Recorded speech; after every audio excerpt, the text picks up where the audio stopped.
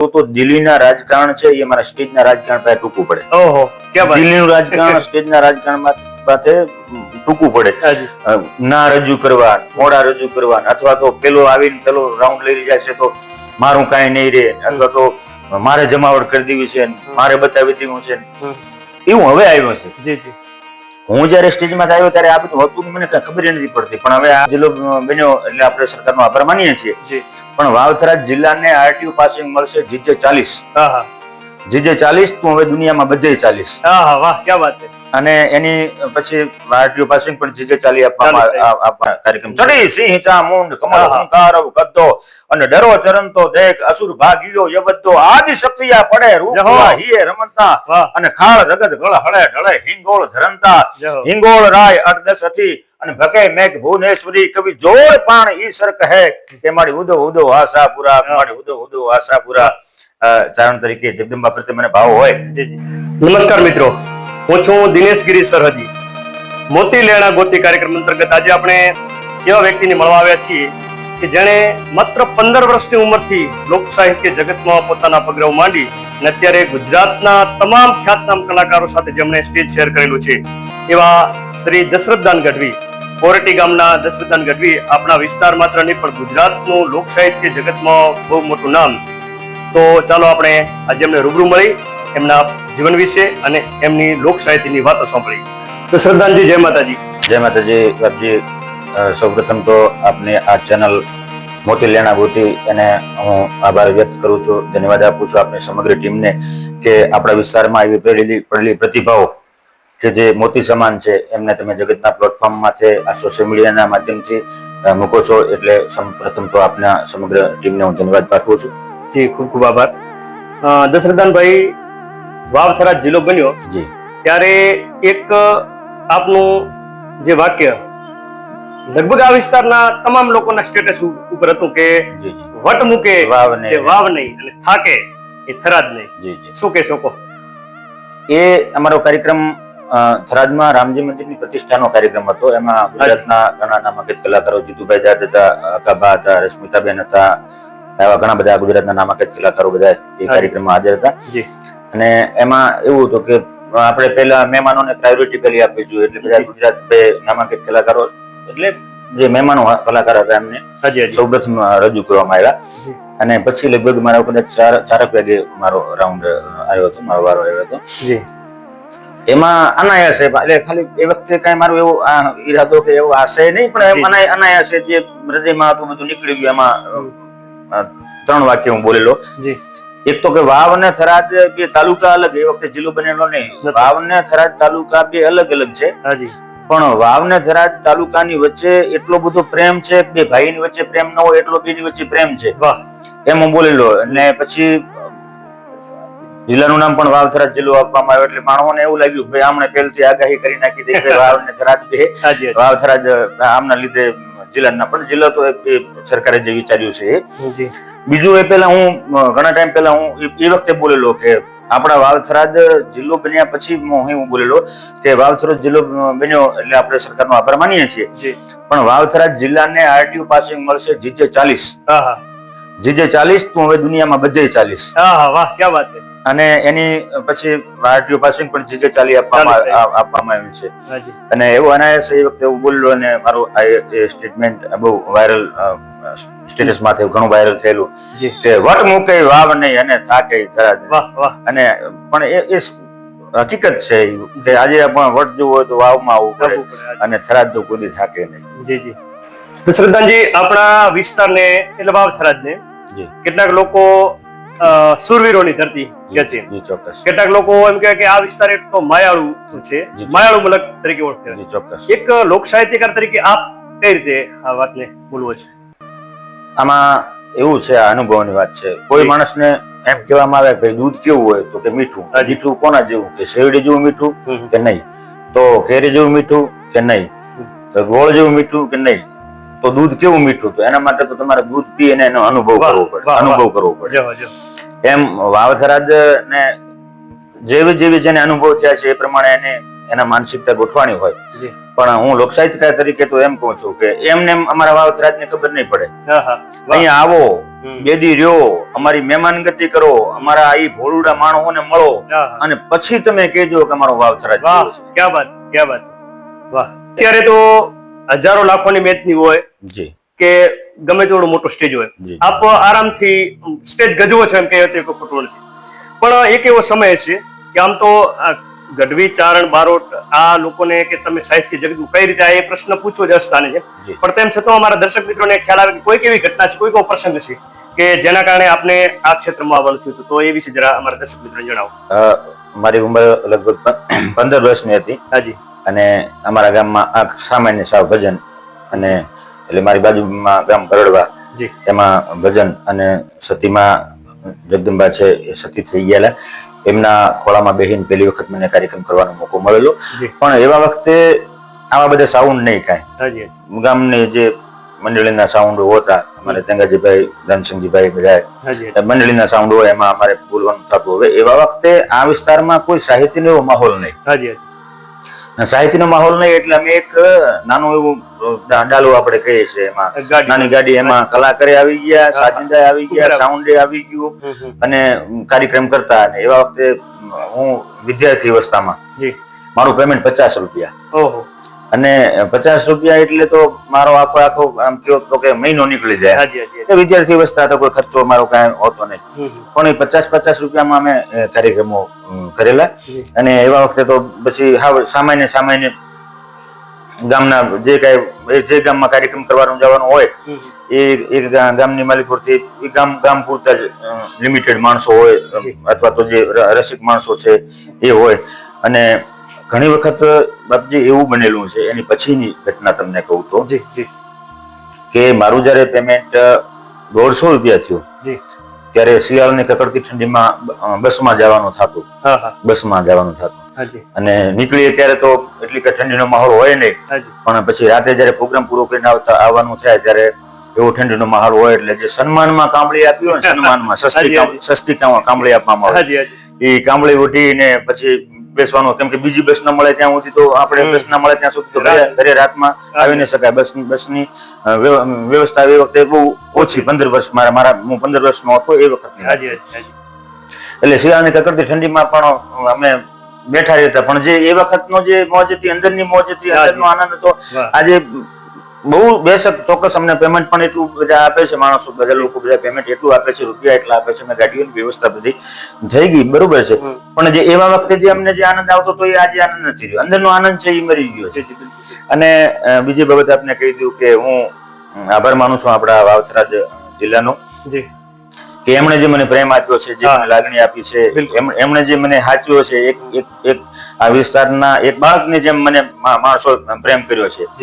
અને હું ઈશ્વરને ચોક્કસ પ્રાર્થના કરવા માંગીશ કે આવતા ભવે કદાચ ઈશ્વર તારા દરબારમાં દશરથન આવે અને કદાચ તને એમ લાગે કે ફરી પાછો માણસ બનાવવાનો લાયક છે આ, અને જો માણસ બનાવવાની તને ઈચ્છા થાય તો પરમાત્મા હું તને એટલી ચોક્કસ પ્રાર્થના કરું કે ફરી પાછો મને આ વાવથરા જિલ્લામાં જન્મ આપે. કેમ કે આ માણસોનો આ આપણા વિસ્તારનો હું ઋણી છું.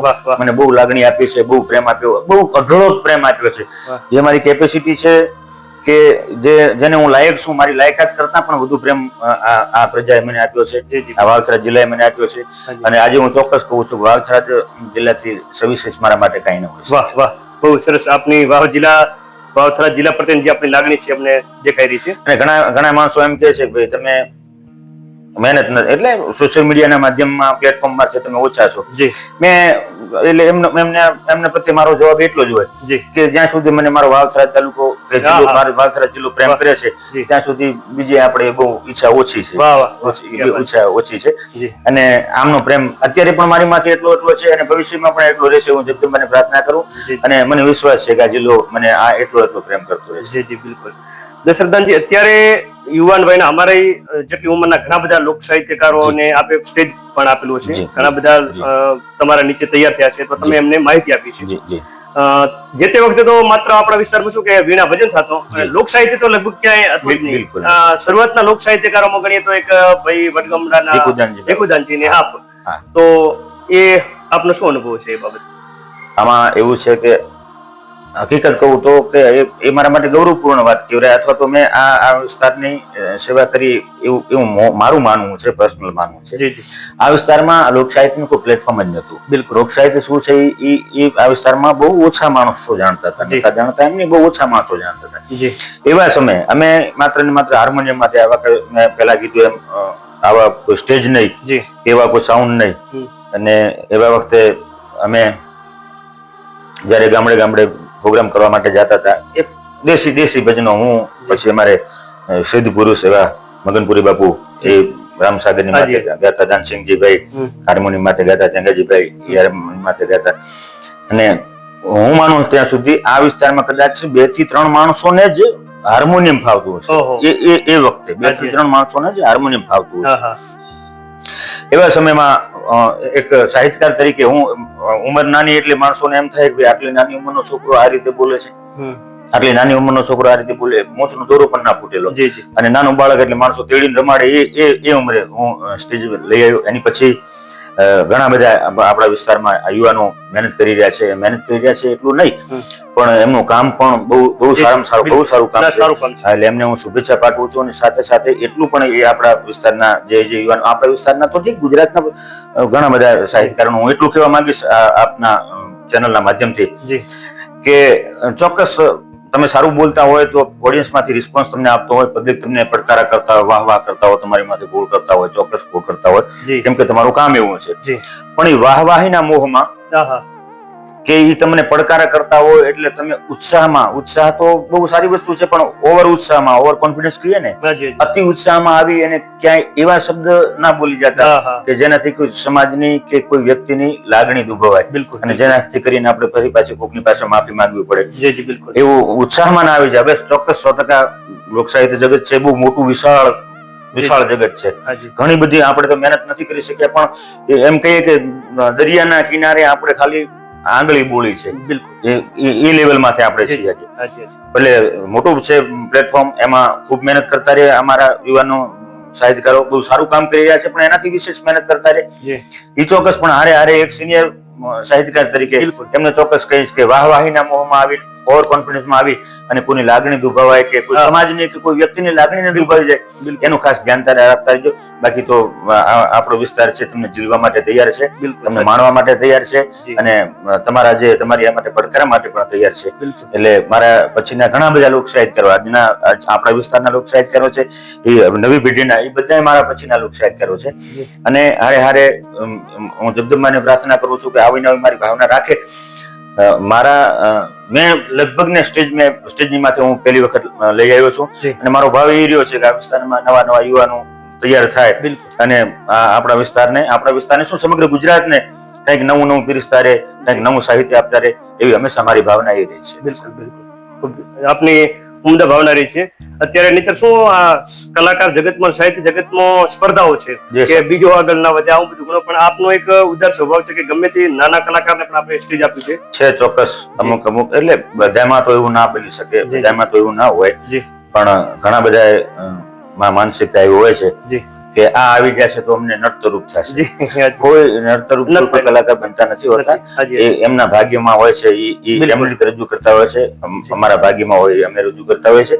નર્તરૂપ બનતા નથી હોતા, પણ હા, તમારા થકી કોઈનું ગુજરાન ચાલતું હોય, કોઈ પરિવારનું ગુજરાન ચાલતું હોય, કોઈના ઘરનું ગુજરાન ચાલતું હોય, અને જો તમે પ્લેટફોર્મ આપતા હોય ને એની લાઈફમાં જો આ ઘટના બનતી હોય, તો એના માટે આપણે પોતાની જાતને અહોભાગી માનવું જોઈએ કે ભાઈ આપણા થકી આને પ્લેટફોર્મ, અને એનું ગૌરવપૂર્ણ વાત છે. પણ હા, અમુક આપની વાત ચોક્કસ, હું આપની વાતની સાથે સહમત છું કે અમુક સંકુચિત મગજના માણસો એવા પણ છે કે ભાઈ બીજાને પ્લેટફોર્મ ના આપવું, બીજાને સ્ટેજ માથે ના રજૂ કરવા દેવા, ના થવા દેવા, અથવા તો બીજી આપણે વાત કરું તો દિલ્હીના રાજકારણ છે, એ મારા સ્ટેજના રાજકારણ પાસે ટૂંકું પડે.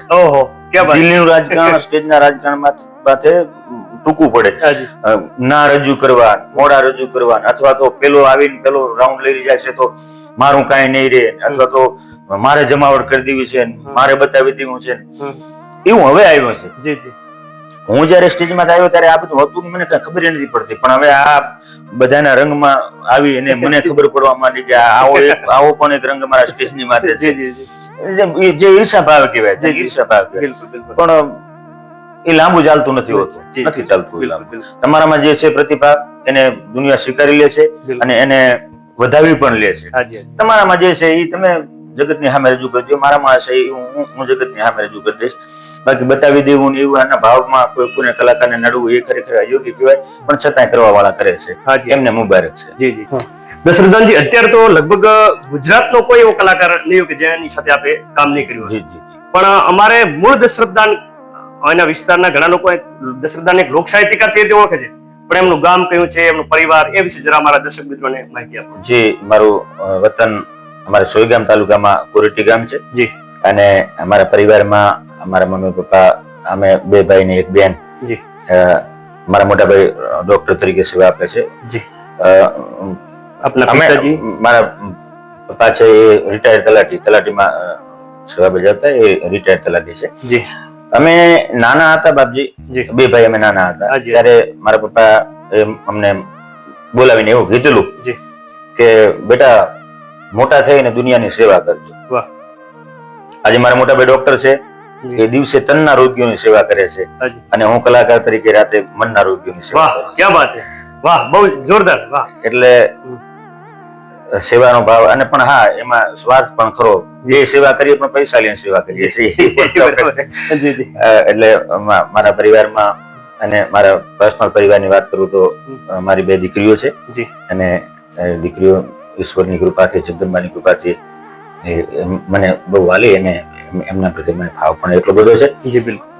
ઘણા એમ કહે કે તમારે દીકરા સંતાનમાં દીકરા તરીકે ઋષિ મુનિઓના ખોળામાં બેહવાનું થાય, સંતોના ખોળામાં, એવી પ્રચલિત જગ્યાઓના ખોળામાં જી. મારે બેહવાનું થાય કે જ્યાં જે આશીર્વાદ સ્વરૂપ હોય, બિલકુલ. અને જ્યાં ગયા પછી ગોળો પાર થઈ જાય એવી જગ્યાઓમાં જવાનું થાય. હાજી. તો ઘણા એવા સંતો, મહંતો, મહાપુરુષો એમ કહે કે ઈશ્વર તને દીકરો આપશે. મેં કીધું મારે દીકરાની જરૂર નથી, મારી 2 દીકરીઓ છે, એ મારા માટે દીકરો છે. ક્યાં વાત છે. મારા એક આ વચ્ચે આપને અટકાવીશ. મારા દર્શક મિત્રોને હું કહીશ કે આ એક પ્રેરણાદાયી વાત છે. અત્યારે આપણો પુરુષ પ્રધાન દેશ છે, એ દીકરાની ઘેલછા એક હોય છે. જ્યારે આવા લોકો, સાહિત્યના લોકો પણ એક માત્ર વાત નથી કરતા, જીવીને બતાવે છે કે દીકરી છે એ દીકરા કરતા પણ મહાન છે. વાહ. એટલે એ મહાપુરુષોને કહું કે આપનો ભાવ છે, સંતો મહંતોને કહી દઉં કે આપનો ભાવ છે, જી. એ બદલ આપનો ખૂબ ખૂબ આભાર, આપના ચરણમાં વંદન છે. જી. પણ મારા માટે મારી 2 દીકરીઓ છે એ મારા માટે દીકરા કરતા સવિશેષ છે, અને મારે એવા દીકરાની કોઈ જરૂર નથી. વાહ વાહ. લગભગ આપણે ગુજરાતના તમામ કલાકારો સાથે જે મને ઈશ્વર કૃપાથી, જગદંબા કૃપાથી ગુજરાતના નામાંકિત કલાકારો, એટલે અત્યારે કદાચ ગુજરાતના જે પણ નામાંકિત કલાકારો છે એ બધાની સાથે મેં સ્ટેજ શેર કર્યું છે. જી. અને હું આપના માધ્યમથી કે આપની ચેનલ મોતી લેના ગોતીના માધ્યમથી હું એ બધા કલાકારો, નામાંકિત કલાકારોનો હું આભાર વ્યક્ત કરવા માંગીશ કે એમણે મને એક ભાઈ તરીકે બહુ સાચવો છે. એટલે એમના બધાનો હું આભાર માનું છું. પણ હારે એક વાતનું તો મને ચોક્કસ ગૌરવ રહેશે, અને ચોક્કસ ગૌરવ છે જી. કે હું જે સ્ટેજમાંથી બેઠો છું, જી. જે કલાકારો હારે કાર્યક્રમ કર્યા છે મેં, જી. એ કલાકારોને હારે હવે નવી પેઢીને કાર્યક્રમ કરવા નહીં મળે એવા મહાન કલાકારોને હારે, જેમ કે ઈશ્વરદાનભાઈ ગઢવી, હાજી હાજી. હાલે આ દુનિયામાં નથી હયાત, એમની હારે હરસુરભાઈ ગઢવી, જયદેવભાઈ ગઢવી, સાહિત્યકારો તરીકે જે દિગ્ગજ કલાકારો. હાજી. અને મારું ઘડતર છે એ એવા કલાકારોના ખોળામાં બેહીને થયું છે. બિલકુલ. અને એવા કલાકારો ઈશ્વરદાનભાઈ, હરસુરભાઈ, જયદેવભાઈ, આ બધા એક એવા કલાકારો, હરેશદાનજીભાઈ સુરુ, જીતુભાઈ હાલમાં, આ બધા એક એવા કલાકારો કે જે આટલું પણ ન ચલાવી લે. એમનું ધ્યાન તમારા શબ્દની માથે, એક શબ્દની માથે હોય. હાજી. એમના આપણા એક શબ્દની માથે એમનું ધ્યાન હોય, અને થોડી પણ ભૂલ કરી હોય તો એ પાછા માઇકમાં કહી દે, જાહેરમાં કહી દે કે આવી ગયા છે બોલવા માટે, પણ આમ થાય છે. એટલે મારે 100 વખત વિચારી અને એમના સ્ટેજમાં બેહવું પડતું હતું. અને એટલે મારું ઘડતર એવા કલાકારોની હારે થયું છે કે જે દિગ્ગજ કલાકારો, અને સતત ડર હોય કે ક્યાંક આપણી સહેજ પણ ભૂલ થઈ ગઈ તો એ સામે કહી દેશે આપણને. એટલે મારે 100 વખત વિચારીને બોલવું પડતું હતું. પણ હું એ બધા આ જે દિગ્ગંતો થઈ ગયા છે, મેં હમણાં વાત કરીએ ઈશ્વરદાનભાઈ, જયદેવભાઈ, હરસુરભાઈ હાલે આ દુનિયામાં હયાત નથી, પણ એક મારા શબ્દ થકી એમને શ્રદ્ધાંજલિ આપવા માંગીશ કે એમણે મારું ઘડતર કર્યું છે. જી બિલકુલ. એમણે મારું ઘડતર કર્યું છે. એટલે આજે હું ચોક્કસ કહું કે ગુજરાતના કોઈ પણ કલાકારની હારે બેહવાનું હોય એટલે મારી છાતી ધડકે નહીં, કેમ કે એમના ધુરંધરો જોડે કામ કરેલું હોય એટલે. હા, એટલે ચોક્કસ. અને મને આપને વચ્ચે કહ્યું કદાચ એટલા માટે જ કદાચ તમારો વારો માફી માંગવાનો નહીં. અત્યારે સ્ટેજ કલાકારોને મોટા ભાગે બોલવામાં કંઈક વિવેક ચૂક થાય કે જીભ લપસે અને પછી બીજા દિવસે એનો માફીનો વિડીયો આવતો હોય છે. પણ મને ખ્યાલ છે અત્યાર સુધી આપે લગભગ કોઈ હું ભૂલ નથી કરેલી, કોઈ માફી માંગવાનો આપનો વારો નથી આવ્યો. એની પાછળ કદાચ કારણ આ પણ હોઈ શકે કે આપે એવા લોકો સાથે. હા, ચોક્કસ 100% હું કહું છું કે ઓછું બોલશો તો વાંધો નહીં આવે. એટલું બોલ્યા એ મહત્વનું નથી, પણ કેવું બોલ્યા એ મહત્વનું છે. મને હું સ્ટેજ સંચાલક તરીકે ઘણા એમ કે છે કે તમે માપે બોલો છો, ઓછું બોલતા. 2 કલાક તમે ચિત્રા ફાડ્યા એનો શું મતલબ છે? પણ એની વાત તમે 15 મિનિટમાં કરી શકો છો. દુનિયાને તો તમારા શબ્દથી મતલબ છે, તમારા સાહિત્યથી મતલબ છે. એટલે ઓછું બોલો પણ સમજી વિચારીને બોલતા રહ્યો તો એમાં લાંબો વાંધો નથી આવતો. એટલે હું આજના ફરી પાછા નવી યુવા પેઢીને એ તો ચોક્કસ કહેવા માંગીશ કે થોડું ધ્યાન રાખીને બોલતા રહેજો.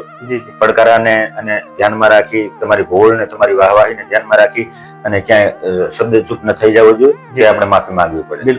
હા, કોઈને કદાચ તમારાથી શરત ચૂકથી કોઈ કલાકારને એવો ઈરાદો ન હોય કોઈને લાગણીને ઠેસ પહોંચાડવાનો, પણ હા ક્યાંક શબ્દથી ભૂલથી એટલે જોરે જ કદાચ ભૂલ થઈ અને આવી કદાચ શબ્દો નીકળી જતા હોય છે કે જેને કારણે આપણે માફી માંગવી પડતી હોય છે. પણ એવો અવસર ના આવે, એવો મોકો જ આપણે ના આપીએ, એવી આપણે પ્રયાસ આપણો હોવો જોઈએ. દશરથદાનભાઈ, દરેક કલાકારની એક પેટર્ન હોય કે અમુક દાખલા તરીકે ભીખુદાનભાઈ ગઢવી હતા તો મારી ચિંતા વિગડ વિનાશની, એનાથી કાર્યક્રમ. આપની પણ એક સ્તુતિ જે આપ શરૂઆતમાં પહેલી એનાથી શરૂઆત કરતા હોય છો, એ વિશે જરા વાત. હા, એટલે દરેક કલાકારની તમે કીધું એમ આપની વાત સાચી છે. દરેકની કલાકારની એક અલગ અલગ પેટર્ન હોય, જેની આગવી ઓળખ કહેવાય, જેને સાઇન કહેવાય. જેમ કે યશોદાનભાઈ છે એટલે પછી હનુમાન ચાલીસા, એમના નોલેજ ની સામે પણ હનુમાન ચાલીસા એટલે યશોદાનભાઈ જ હોય. બીજા ગુજરાતના કલાકારો સારું ગાય છે, પણ હનુમાન ચાલીસા એટલે યશોદાનભાઈ છે. ચિંતા વિઘ્ન વિનાશની થી તમારે ભીખુદાનભાઈ ચાલુ કરતા હોય. દરેક કલાકારની આગવી ઓળખ હોય, જેને સાઇન આપણે કહીએ કે હસ્તાક્ષર. એમાં મારા જે સાહિત્યમાં જયારે બોલવાનું થયા, મારે સ્ટેજની શરૂઆત હંમેશા ઈશ્વરદાસજી મહારાજ ના દિવ્યાનની સ્તુતિ, મંગલાચરણની સ્તુતિથી હંમેશા ચાલુ કરતો હોઉં છું કે મારી કરતા હરતા શ્રી હિંકારી કાલ કાલ રાયણ કુમારી સચી શેખરા ચિત શરનારી જગની માવડ જો જડધારી દવા દવળ કર ધવધુ ધવલા કચરી કુબજા કચરી કમલા ચલા ચલા ચામુંડા ચપલા વિગધા વિગત ભૂપાલા વિમલા સુભગ્યા શિવા શ્રેયા શ્રી અંબા. સ્તુતિથી મારો હંમેશા કાર્યક્રમ. ચડી સિંહ ચામુંડ કમળ હંકારવ કદ્દો અને ડરો ચરંતો દેખ અસુર ભાગીયો યવદ્દો આદિ શક્તિયા પડે રૂપા હિયે રમંતા અને ખાળ રગત ગળ હળે ઢળે હિંગોળ ધરંતા હિંગોળ રાય 8-10 હતી અને ભકે મેઘ ભુવનેશ્વરી કવિ જોર પાણ ઈશ્વર કહે કે મારી ઉદો ઉદો આશાપુરા, મારી ઉદો ઉદો આશાપુરા. ચારણ તરીકે જગદંબા પ્રત્યે મને ભાવ હોય, પણ આ મારી સ્તુતિ છે, મારી શરૂઆત છે, આ સ્તુતિ કરતો હોઉં છું, જેથી કરીને મને જગદંબાના આશીર્વાદ મારી માથે રહે અને આગળનો કાર્યક્રમ હું તો શું સાચવી લઉં, પણ મારી ભગવતી સાચવી લે. એના માટે પહેલા શરૂઆતમાં એના આશીર્વાદ રૂપી આ સ્તુતિની હું મારી શરૂઆત કરતો હોઉં છું. આ જે ચારણી સાહિત્ય છે એ ભલે ઘણી વખત લોકોને સમજાય નહીં, પણ સાંભળવાની એક જે એનો જે લય છે એ બહુ જોરદાર કર્ણપ્રિય લાગી ગયું. આમાં એવું છે કે ગુજરાતમાં નહીં પણ સમગ્ર વિશ્વમાં એક જ એવું સાહિત્ય છે, મજા ના આવે મોજ આવે. મજા ના આવે મોજ આવે. માથું હલવતા હોય એમને અમારા શબ્દો સમજાતા ન હોય, પણ એમને આનંદ આવતો હોય. આ આખા વિશ્વનું એક એવું સાહિત્ય છે. બિલકુલ. તમને ચાઇનીઝ ભાષામાં ગીત સંભળાવું તો તમને એમ લાગે શું છે આ બધું. એમ જાપાનીઝ ભાષામાં તમને ગીત સંભળાવું તો તમને એમ લાગે, આપણે સાંભળીએ તો આપણને એમ લાગે શું છે. એમ ચારણી સાહિત્ય એક અમારી અલગ ભાષા જ છે. બિલકુલ, અમારી આખી અલગ ભાષા છે. મજા આવે સાંભળવાની, ખબર ન પડતી હોય પણ મોજ આવે. એટલે એક એવું સાહિત્ય છે અને દુનિયા એને આજ દિલથી માને છે એમ કે જયારે સામે રજૂ કરવા વાળો એવો વક્તા હોય અને એ જો એના પોતાના મૂડમાં રજૂ કરે ત્યારે સમજ ન પડવા વાળા માણસનું પણ માથું એક વખત ડોલી જાય. એ અમારું આગવું છે. અને બીજી બાબત એ આપને કહી દઉં કે કોઈ પણ સમાજના નામથી કોઈ સાહિત્ય જો ઓળખાતું હોય તો એ અમારા માટે ગૌરવપૂર્ણ વાત કહેવાય કે વાહ. ચારણી સાહિત્ય ચારણી સાહિત્ય, અમે બિલકુલ. ચારણી સાહિત્ય. હાજી. બાકી સાહિત્ય હોય, લોક સાહિત્ય હોય, પરંપરાગત બધું બીજા ઘણા બધા સાહિત્યો છે, હાજી. શિષ્ટ સાહિત્ય છે, ઘણા બધા. પણ અમને ચારણ તરીકે મને એ વાતનું ગૌરવ છે કે અમારા સમાજના નામમાંથી સાહિત્ય બિલકુલ, બિલકુલ. સાહિત્ય ઓળખાય છે, હાજી, હાજી. ચારણી સાહિત્ય. હાજી. અને બધાએ પણ ખાલી ચારણો રજૂ કરે ને, ચારણ સિવાયના પણ બીજા હા, બધા ઘણા બધા ચારણી સાહિત્યને લોકો રજૂ કરે છે, રજૂ કરે ચોક્કસ રજૂ કરે, અને બહુ સારું રજૂ કરે છે, સમજીને રજૂ કરે છે. જી. પણ એ બોલે, કોઈ પણ સમાજનો વ્યક્તિ બોલતો હોય, પણ કહેવાય શું કે આ ચારણી સાહિત્ય બોલે, હા. પણ ગમે તે સમાજનો. જી. એટલે એ સાહિત્ય પ્રત્યે મને ગૌરવ છે, એક ચારણ તરીકે મને ગૌરવ છે. વાહ, બિલકુલ. દશરથદાનજી, ઘણા બધા લોકો સાથે કામ કરતા તમને અલગ અલગ પ્રકારના અનુભવ થયા છે, જી જી જે સ્ટેજ ઉપર હોય કે ભલે એમના વ્યક્તિગત જીવનના હોય. જી, ચોક્કસ. તો આપ એવા કોઈ કલાકારો સાથે કામ કરતા કોઈ આપનો એવો અનુભવ જે અમારા દર્શક મિત્રોને આપ શેર કરવા માંગો છો? ચોક્કસ. મેં પહેલા જ કીધું એમ, આવા મહાન વિભૂતિઓની હારે, મહાન હસ્તીઓની હાથે મને કામ કરવાનો મોકો મળ્યો છે. જી. એટલે હું મારી જાતને પહેલા તો અહોભાગી માનું છું.